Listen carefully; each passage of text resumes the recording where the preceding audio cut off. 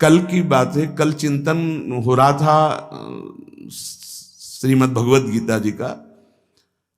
अगर उपासक में सदाचार इंद्रियों की पवित्रता नहीं है तो ढकोसला किसी वह कुछ नहीं रहेगा। ये अच्छे से समझ लो। इंद्रियों का विलास चल खुला दिखाई देता है, खुला एक दृष्टि होती है उसमें दिखाई देता है। अंतर में ब्रह्म बैठा हुआ शांत मौन है और ये समझ नहीं पा रहा, केवल नाटक पे लगा हुआ है। अपना मन अपनी इंद्रियां यदि संयम में नहीं है, सदाचार में नहीं है तो ढकोसला ही है, आडंबर ही है, नाटक ही है। पक्का समझ लीजिए। अगर वो संयमी नहीं है, जितेंद्रीय नहीं है, मनोनिग्रही नहीं, तो अध्यात्म क्या है? क्या प्रवचन हो रहा है? किस बात का प्रवचन हो रहा है? जो अनुभव हुआ उसका हो रहा है, शास्त्र सम्मत हो रहा है। जितेंद्रियता नहीं, इंद्रिय निग्रह नहीं, मनोनिग्रह नहीं। छठवां सदाचार परायण, अर्थात इंद्रिय और मन शास्त्राज्ञा के अनुसार चले। जिसका इंद्रिय मनोनिग्रह युक्त समय व्यतीत होता है भगवत चिंतन में, वो महापुरुष है। अभी वर्तमान में ही है। चिंता मत करो, स्थिति जागृत होने में देर नहीं। बंद रखो अपनी खिड़कियों को, कहीं माया की हवा ना घुस जाए। सच्ची सच्ची तुममें बहुत सामर्थ्य है, जागो। अगर झुक गए तो रौंद दिए जाओगे। एक एक बात अच्छे से समझ लो। मुस्कुरा के, प्रेम व्यवहार दिखा के, अपनापन करके फिर तुमको अधीन किया जाएगा। माया भगवती बहुत बलवती है। ऐसे करके फिर ऐसे प्रहार करती है, क्योंकि साधक बहुत प्रवीण है। ऐसे में अपने को बचा लेगा, लेकिन ऐसे में बचाना बहुत कठिन होता है। हमारी बात को समझ लेना। ऐसे में बचाना बहुत कठिन होता है, बहुत कठिन होता है। समर्पण का मिश, सेवा का मिश, अपनापन का मिश। हमारी इंद्री, हमारा मन बहुत धोखेबाज है। हमें कोई धोखा नहीं दे सकता। ये हमारा मन, हमारी इंद्रियां हमको धोखा देती है। साधु, साधक, परमार्थ पथिक, भक्त इस बात से परम सावधान। सदाचार और सरलता संयम के साथ हमारा समय व्यतीत होना चाहिए। किसी के गवाही की जरूरत नहीं है, किसी के प्रमाण की जरूरत नहीं। आप खुद अपने हृदय की भूमिका को नाप लीजिएगा। कितनी ऊंचाई पर चढ़ रहे हो आपको खुद अनुभव में समझ में आ जाएगा। जो इंद्रियों का गुलाम, मन के द्वारा भ्रष्ट आचरण करने वाला है, वो कुछ भी हो, कोई भी हो, कहीं भी हो, दुर्गति शब्द से ही संबंध है। जीते जी दुर्गति, फिर फांसी ऐसी लगे तेषम दुख न हो। सच्ची मानना, जब गलत हो जाता है आचरण, तो अपना मन अपने को कहता है नष्ट कर दो। ये जीवन किस काम का? होश में हमारे शब्दों को ध्यान से सुनना। जब इतना गलत हो जाता है तो अपना चेहरा अपने को पसंद नहीं आता, और अपना जीवन अपने को पसंद नहीं आता, और अपने अंदर से मन कहने लगता है नष्ट कर दो इस शरीर को। फिर वो जो आगे की लीलाएं होती हैं, अच्छा ऐसा हुआ, फांसी लगा ली, जहर खा लिया, ये कर लिया, वो कर लिया। वो इन्हीं इंद्रिय और मन की फिसलन को नहीं सह पाया। अच्छा, किसी महापुरुष का शासन नहीं था, नहीं, उस चूक में भी बचत हो जाती है। एक बहुत बड़े महापुरुष के समीप रहने वाले से चूक हो गई, तो उन्होंने अपने आसन के पास आसन लगवाया। सब साधुकों ने कहा कि बहुत बदनामी होगी, क्योंकि आपका नाम आगे है और वो आपके आश्रित है, ऐसा है किसी महापुरुष के। उन्होंने कहा तुम क्या समझते हो, ये बाया है, चूक हो गई, अब इसको कभी चूक नहीं होगी ऐसा बना देंगे, कभी त्रुटि नहीं होगी, इसको ऐसा बना देंगे। और वो फिर ब्रह्मावर्त बिठूर में रहे, और बहुत अच्छे महात्मा हैं, अब भी हैं। अगर संत का शासन है और आपसे चूक भी हो जाती है तो ऐसा बना देंगे कि दोबारा चूक नहीं होगी। पर इंद्रिय और मन को छूट देकर मनमानी आचरण करने वाला कभी साधक नहीं हो सकता, पक्का। और आप सच्ची मानना, आपकी एक बार इंद्रिय मन छूट हो गई तो जिंदगी भर दबे रहोगे। दहाड़ने लायक नहीं रहोगे। माया तुम्हारे को सदैव कोसती रहेगी, तुम्हारा हृदय जलता रहेगा। ऐसा कैसे हो गया, ऐसा कैसे हो गया? जब ऊंचाई की तरफ सोचोगे तो सामने वो अगर प्रायश्चित करके मिटा दिया है तो बात है, नहीं तो वो कर्म सामने आ जाएगा। लगेगा नहीं हम इस ऊंचाई लायक नहीं है, नहीं हम इस ऊंचाई लायक। आपसे प्रार्थना कर रहे, अगर चूक हो गई हो तो उसको मिटा दो, नहीं आगे बढ़ने में बाधा पहुंचा देगा। अपने गुरुजनों से सलाह करके उसका प्रायश्चित कर लेना चाहिए। अगर गुरुजन कर दे जाओ कुछ नहीं तो कुछ नहीं, खत्म खेल, वो निपटा देंगे, वो करुणामय है, उनमें बड़ी सामर्थ्य है। पर छठवां सूत्र, सदाचार संयम जितेंद्रियता मनोनिग्रह साधक में होना ही चाहिए। जो साधक एकांत में मनोरंजन करके अपने जीवन को नष्ट कर रहे हैं, अच्छा होता गृहस्थ धर्म में रहते, बाल बच्चे पैदा करके मेहनत करके धर्म पूर्वक कमाते और समाज की सेवा करते। यदि अखंड ब्रह्मचारी वैराग्य मार्ग के पथिक हो तो चूक ना होने पावे, प्रार्थना करते हैं। इंद्रियों को शिथिल ना होने देना, मन को शिथिल मत होने देना, नहीं तो ऐसा बंधन ये बांध देते हैं कि बड़े बड़ों को सर झुकाकर चलना पड़ता है। रौंद देती है माया, ध्यान रखना, सर उठाने लायक नहीं रह जाता। अगर इंद्रिय जन्य भोगों का आकर्षण नष्ट कर दे तो अपना मन अपने को जलाता रहता, धिक्कार देता रहता। कैसे हो गया ऐसे? तो कैसे हो गया? कीन हो इस कबहू अभिमाना, सुख हो वंचा कृपा निधाना। कहीं अभिमान हो गया कि मैं ब्रह्मचारी हूं, मैं जितेंद्री हूं, मैं मनोनिग्रही हूं, तो ठाकुर जी ने दाना फेंक दिया, देख भला मनोनिग्रही है तो मत चुन। लेकिन कृपा पात्र साधक पुनः अपने आप को सावधान करके सदाचार में ही स्थित रहे। आज सदाचार को समझा ही नहीं जा रहा कि सदाचार है क्या। सातवां, किसी भी पद को साधक कभी स्वीकार न करे। समाज में बड़े पद मिलते हैं, यहां भगवत प्राप्ति की वार्ता हो रही। किसी भी पद, किसी भी सम्मान को स्वीकार न करें। ये सब उपाधियां हैं, अगर उपाधियां स्वीकार की तो उपद्रव शुरू हो जाएंगे। कोई उपाधि स्वीकार न करो तो इतने महान बन जाओगे कि पूरे विश्व में तुम ही होगे। ये भी बात याद कर लो। कोई भी छोटी मोटी उपाधि स्वीकार की तो उस महान को नहीं प्राप्त कर पाओगे। विश्व में तुम ही होगे, या तो ज्ञान में तो एक तुमसे बड़ा कोई है नहीं, और अगर भक्ति में तो तुमसे छोटा कोई नहीं, तो विश्व में तुम ही तो हुए ना। सब बड़े और आप छोटे, विश्व में आप त्रणादपि सुनीचेन, और ज्ञान तो हम ब्रह्मास्मि, सबको समेट लिया अपने में, एक के सिवा दूसरा कोई नहीं। यह है उपाधि रहित महापुरुष की स्थिति। कोई उपाधि स्वीकार न। अनंत ब्रह्मांडों का महारत्न इंद्र नीलमणि, जहां जहां भक्त मेरा चरण रखे वहां वहां रखूं हाथ, पीछे पीछे मैं फिरूं कभी न छाड़ूं साथ। इससे बड़ा कोई पद होगा? निरपेक्षम मुनिम शांतम निर्वैरम समदर्शनम अनुब्रजाम्य हम नित्यम पूजे यत्यंगुरेणु भी। जिसकी चरण रज लेने के लिए परब्रह्म परमात्मा पीछे डोलता है, वो है ये पद। जब कोई पद नहीं स्वीकार करता तो ये पद प्राप्त होता है। इसलिए सातवां, किसी भी उपाधि को, पद को साधक कभी स्वीकार न करे। आप यहां के अमुक बन करके अमुक नहीं, सेवाएं सब हैं पर सेवक हूं, कोई पद नहीं। देख लो बड़े बड़े महापुरुषों को। पूज्यपाद उड़िया बाबा जी ने जब देखा तो दंड का विसर्जन कर दिया कि पद की तरफ एक घसीट रहा है। गंगा जी में महाप्रभु चैतन्य देव ने गंगा जी में जो हमारे परम पद के बीच में आएगा वो सबका प्रवाहित कर देना ही उचित है। बहुत समझना, पूरे जीवन भर याद रखना, यह अध्यात्म है। अध्यात्म कभी कोई भी उपाधि स्वीकार ना करे।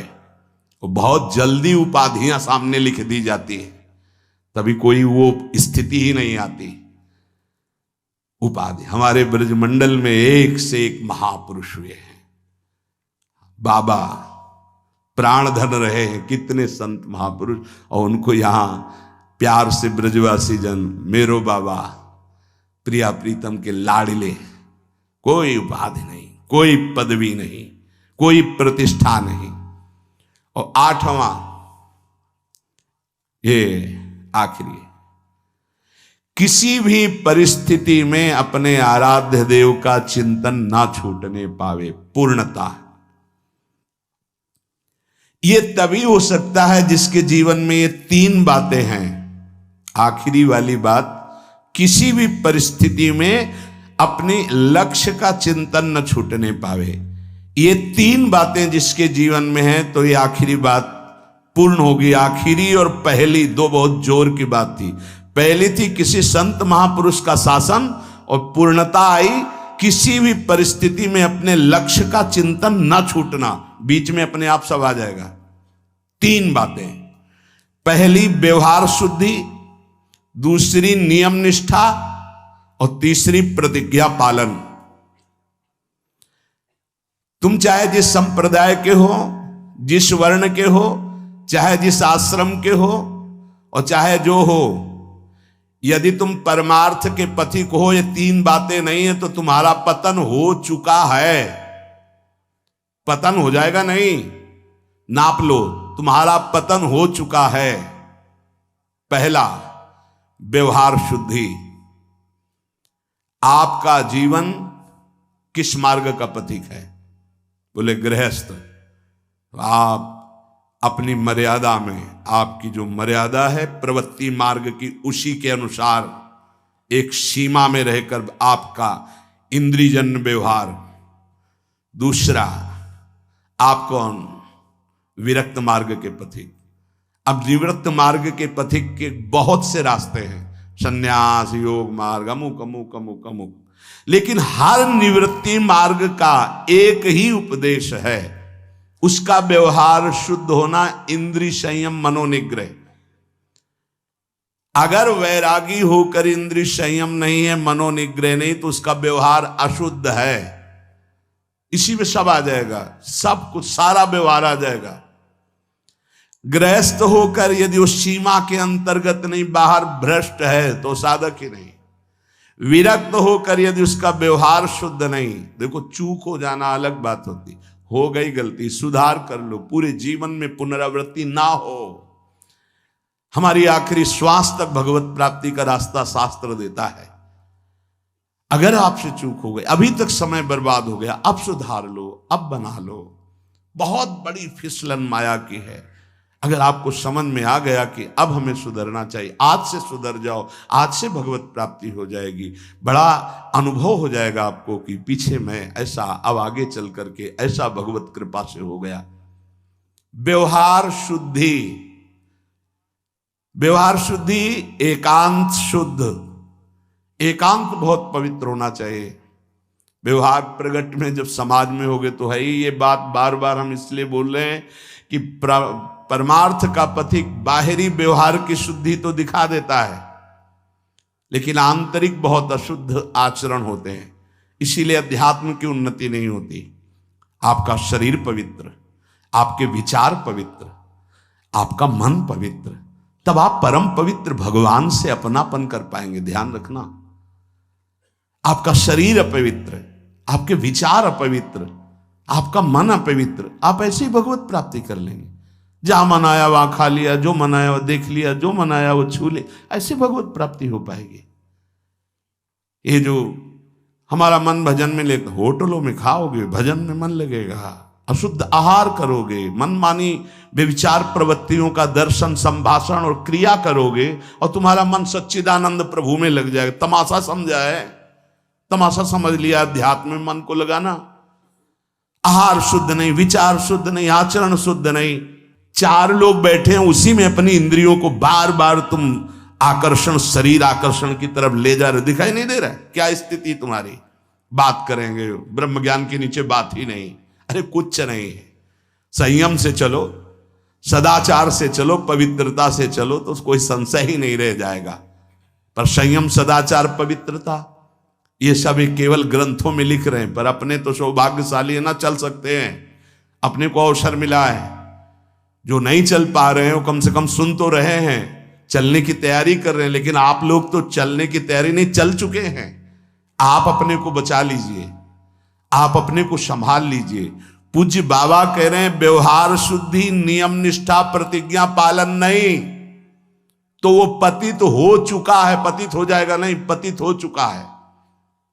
दूसरा है नियम निष्ठा, जो तुम्हें गुरु ने दी है या स्वयं धारण की है, दोनों बातें होती। जब कितना, कौन कौन सी दिनचर्या के नियम, कितना पाठ, क्या सेवा, इनका नियम होता है। हमारा नियम है इतने बजे उठ जाना, हमारा नियम है ये पाठ करना, हमारा नियम है ये करना। उन नियमों को कोई देखे ना देखे हमें प्राणपण से पालन करना है। अपनी दिनचर्या में इतना पावर है कि जहर भी समन हो जाएगा। मीरा जी का समन हो गया ना, तो आप कहोगे वो तो मीरा जी थी, तो मीरा जी में क्या था? मेरे तो गिरधर गोपाल दूसरों को लाओ तुम भी मीरा जी बन जाओगे।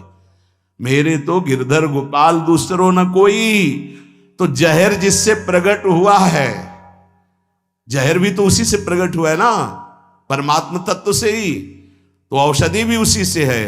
धन्वंतरी जी ने शोध करके कहा अच्युत गोविंद हरि इन नामों को जो निरंतर जपता है कोई प्रभाव नहीं डाल सकता, विरोधी भाव कोई प्रभाव नहीं डाल सकता। समस्त औषधियों की परम औषधि भगवन नाम। मीरा जी की जिभ्या पे नाम, हृदय पे नाम, प्रहलाद जी की जिभ्या पे नाम, हृदय पे नाम। का बड़े बड़े सर्पों से डसवाया, विष पिलवाया प्रहलाद जी को। क्या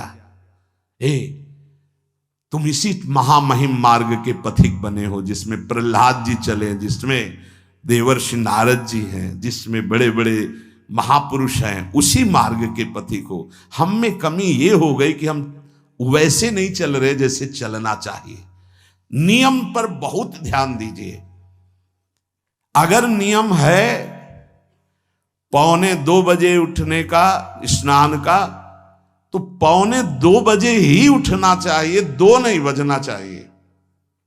ये नियम में बहुत बड़ी ताकत होती कि आपके नेत्र फट से खुलेंगे, घड़ी में तो 1:45 ही होगा। अपने तो 1:45 तो स्नान करने के लिए निकल जाते। नियम निष्ठा, जप का, पाठ का, श्री जी की सेवा का, ये सब नियम, खान पान, ये सब नियम के। हमारा नियम है हम इतना पाएंगे बस, हमारा नियम हम ये नहीं पाते हैं। हमारा नियम है हम इतना सोते, इतना जगते। इस वजह साधक का नियम, नियम निष्ठा और प्रतिज्ञा पालन, इसमें चूक नहीं होनी चाहिए। इसमें चूक हो जाती है, इसलिए सुकृत नष्ट हो जाते हैं। जैसे कहा गया आज के बाद हम ये नहीं करेंगे, कुछ न कुछ साक्षी किया जाता है। मैं गुरुदेव को साक्षी, मैं आराध्य देव को साक्षी, या मैं इस समय को साक्षी करके कहता हूं, या देवता साक्षी हैं। जैसे भीष्म जी ने कहा समस्त दिशाएं और लोकपाल समस्त देवता साक्षी हैं, मैं आज नियम लेता हूं, आज जीवन अखंड ब्रह्मचारी रहूंगा। ऐसे कुछ प्रतिज्ञाएं होती हैं जिनको कसम कहते हैं। ये आजकल के लोग सुबह कसम खाए, शाम के तोड़ दिए, या मंगल को खाए, बृहस्पति को तोड़ दिए। इनकी बड़ी दुर्दशा है, सुकृत नष्ट हो जाते हैं। अपने लोगों से एक बड़ी गलती हो जाती। सहसा कोई प्रतिज्ञा करो मत। हम प्रयास कर रहे हैं, छोड़ देंगे। हम प्रयास करते हैं, ऐसा नहीं करेंगे। हम प्रयास करते हैं, ऐसा। प्रतिज्ञा अगर ले लो तो ये ध्यान रखो कि आपके पुण्य नष्ट हो जाएंगे यदि प्रतिज्ञा आपने तोड़ दी। कसम, प्रतिज्ञा, ये सब एक ही बात कही जाती है। तृण छू के शपथ पूर्वक मैं कहता हूं कि आज के बाद ऐसा कभी नहीं, या सामने किसी भगवान मंदिर में आज के बाद में ऐसा, या गुरुदेव, अब तो देर नहीं लगता कसम खा लेते हैं, तोड़ लेते हैं। हमारी प्रार्थना है मत खाना कभी कसम, कसम नहीं खानी चाहिए, प्रार्थना है। आपसे कोई कहता है कसम खाइए, छोड़ दीजिए, नहीं कसम नहीं खाऊंगा, पर प्रयास करूंगा आज के बाद बिल्कुल नहीं ऐसा हो, पूरा प्रयास करूंगा। प्रयास सफल होगा फिर हम आपसे कसम खा लेंगे। अभी हमें कुछ महीने के लिए छूट दीजिए, मैं बिल्कुल नहीं करूंगा, पर कसम नहीं खाऊंगा, प्रयास कर रहा हूं। कसम ऐसे मत खाओ, प्रतिज्ञा ऐसे मत लो। यदि प्रतिज्ञा ले ली तो चाहे प्राण निकल जाए, अब नहीं। ये ध्यान कर लीजिए। अगर 3 बातें साधक में हैं तो परिपक्व अवस्था आने में देर नहीं लगेगी, 8 लक्षण आ जाएंगे। पहला, व्यवहार पवित्र शुद्ध। दूसरा, जितने नियम लिए हैं निष्ठापूर्वक निर्वाह। तीसरा, प्रतिज्ञा करिए मत, और कर ली प्रतिज्ञा तो जीवन चाहे नष्ट हो जाए प्रतिज्ञा नहीं टूटेगी। जैसे ये प्रतिज्ञा ही है वैराग्य भेष, इसमें कसम खाई नहीं जाती, स्वाभाविक कसम है। अब देख लो इसके निर्वाह का क्या जीवन होता है। ये हर समय हमको याद दिलाता रहता है कि तुम बैरागी हो, विषयी नहीं हो, तुम महात्मा हो, साधारण जीवात्मा नहीं हो, तुम भगवत मार्ग के पथिक हो, तुम सांसारिक मार्ग के नहीं हो। अब बस इस एक प्रतिज्ञा का पालन कर लो, भगवान मिल जाएंगे। ये हर समय उपदेश देता रहता है। जब भगवावस्था धारण कराया गया था तो यही कहा गया था, जब सन्यास वेश, ध्यान रखना ये काषाय वस्त्र की मर्यादा को रखना। ये वेश है, ये पवित्र वेश है, ये त्रिभुवन पावन करने वाला वेश है। इसको समझते रहना, ये हर समय तुम्हें जागृत रखेगा कि तुम किस मार्ग के पथिक हो। तो आज के सत्संग का जो सार सूत्र, संत महापुरुषों का आश्रय, उनका शासन स्वीकार करना, सांसारिक पुरुषों से मित्रता न करना, ना सांसारिक चर्चा संगोष्ठी करना, किसी जो हमारी निंदा कर रहा है किसी भी तरह से उसको कष्ट देने की भावना ना बनना, अपनी वाणी से कभी किसी की निंदा न करना, छोटे से बच्चे को भी मान देने का स्वभाव रखना, किसी से सम्मान प्राप्ति की इच्छा न रखना, सदाचार सरलता के साथ तुम्हारा संयम जितेंद्रियता पूर्वक समय व्यतीत होना चाहिए। प्रतिष्ठा किसी भी तरह की पद उपाधि साधक जीवन में स्वीकार न करे। आखिर निरंतर अपने लक्ष्य का चिंतन करे। इसकी पूर्ति के लिए व्यवहार शुद्धि, नियम निष्ठा और प्रतिज्ञा पालन जीवन भर तीनों। अगर ये तीनों कहीं भी फिसल रहे तो तुम पतित हो चुके हो। तभी पतित हुआ पुरुष कभी प्रतिज्ञा का पालन नहीं कर पाता, पतित हुआ पुरुष कभी नियम निष्ठा में नहीं चल सकता, पक्की दिनचर्या नहीं हो सकती। उसकी व्यवहार शुद्धि कैसे कही जाए जब पतित हो गए। देखो, और पतित को भी पावन करने का रास्ता है भगवान की शरण। अब भी आपके पास चांस है, आप अपने को भगवत प्राप्त महापुरुष बना सकते हैं, आप अपना जीवन परम कल्याण कर सकते हैं, आप जीवन मुक्त हो सकते हैं। इसलिए सच्चे अच्छे पवित्र आचरण करो और नाम जप करो, प्रभु सब संभाल लेंगे, सब भूल मिटाने, सब पाप आचरण नष्ट करने की सामर्थ्य हमारे प्रभु में। अभी तक जो हुआ वो हुआ, अब हम अपने को इस गुलामी से मुक्त करें। काम क्रोध लोभ मोह मद मत्सर ये हमारे को बार बार जलन अशांति क्लेश दे रहे। अब हरि शरण